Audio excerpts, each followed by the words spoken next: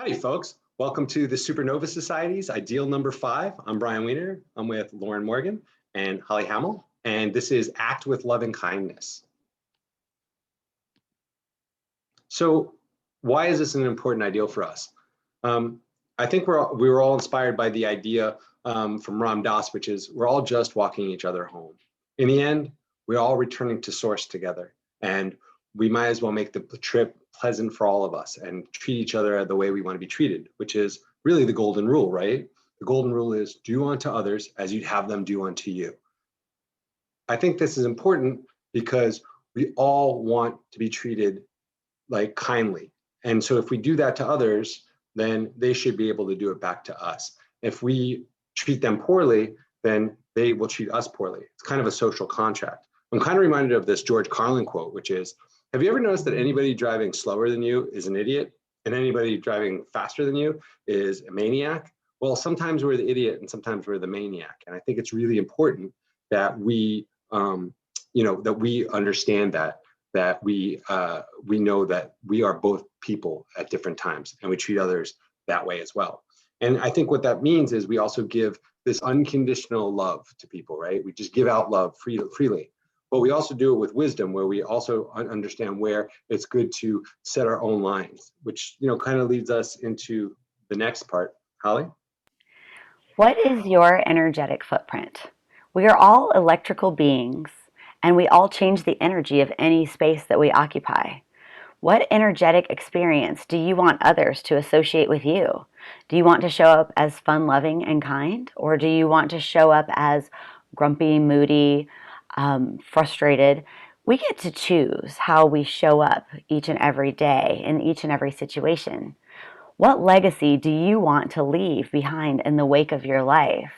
Being aware of the energetic wake that you bring into each situation is going to lead to more awareness and evolution for yourself. And when you're more aware of your energetic wake, you can remind yourself to act with loving kindness more often. And also, there's a double meaning with the wake of your life. If you think about your funeral, perhaps, and at your wake, what will people be saying about you? What stories will they be telling?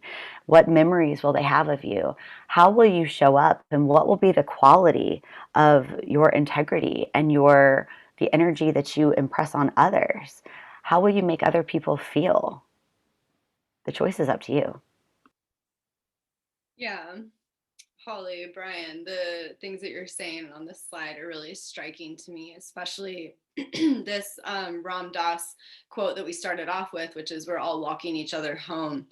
Because for me, it's really important to note that life is extremely difficult as is. We all have our struggles and our limitations and things that don't go our way. And so I feel like when we have this perspective of we're all just walking each other home, we can really alleviate a lot of unnecessary suffering in the world. We don't turn it into a competition, right?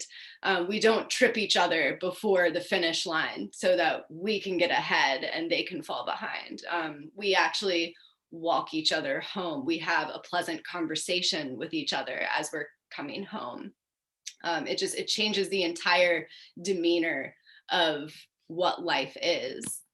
And how do we act in loving kindness? To me, this means coming from a place of grace, something that Deepak Chopra talks about. And then also, I know something that you, Brian, and you, Holly, and I really like to say over and over in a lot of different situations is we are all doing the best that we can with the resources that we have at the time. And this goes for previous versions of yourself that maybe you're having difficulty forgiving. This also goes for our parents when we do inner child healing. They were only doing the best that they could with the resources that they had. Remembering this with any situation that we have that might be difficult, releasing judgments, releasing attachments to outcome and letting go of expectations of things having to go perfectly or a certain way, or else things are ruined if they don't go that way. And also acting in loving kindness requires being honest with yourself and others. And I think that sometimes people can get confused and think that acting in loving kindness means telling people what they want to hear or saying something that will smooth things over instead of upsetting the apple cart. And that couldn't be further from the truth, in my opinion. To speak your truth and to be honest is truly acting in loving kindness. You can say your truth in a way that's not throwing daggers at another person. And that's about honoring yourself and others, which Brian, I think you had something to say about it. Well, what I would just say here is that when you just said that, it reminded me of like I used to like speak truth to people, but as a weapon. It was like I called it the double barrel shotgun of honesty. And basically I would wield it just because like I knew it was devastating. And I think that by honoring myself, I don't do that. I treat people the same way. It goes back to that golden rule. I treat them the way I want to be treated. And I make sure that, the next part, which is Holly's. Holly, go ahead. Enforcing healthy boundaries. This is so incredibly important. The source of loving kindness is our hearts, and we are charged to guard our hearts above all else because that is where our most precious treasures reside. When we say no, sometimes that can be the most loving thing that we can do for a person. When we enable somebody to continue having bad behavior, no matter how it affects the people around them, that's actually not loving. Because when they're having bad behavior, they are amassing karmic debt. And when we allow ourselves to enable and allow them to continue having bad behaviors with no consequences and no boundaries, then we are also participating in their karmic debt being amassed, and we have a role in that too, and that's not loving or kind. There's a quote in the Bible about turning the other cheek, and it's often misunderstood. People think that it's about, if someone hits you, then turn your cheek and let yourself be beaten again on the other side, but that's not what it was meant to be. Turning the other cheek actually refers to dodging the punch and not necessarily coming back with offense, but getting yourself out of the way of someone else's bad behaviors. And that's what I'm talking about when I say enforcing healthy boundaries. Yeah, that reminds me of Aikido, which like the whole purpose of Aikido is to love your opponent into submission. You basically use their energy with them instead of against them, and you don't meet force with force. You meet it with love. You meet it with like lack of resistance, and you overcome them with love. And the next part is important to me. I grew up with a toxic group of people. We were all kind of outcasts and misfits, and we were kind of snakes biting each other all the time, and like just a pit of vipers.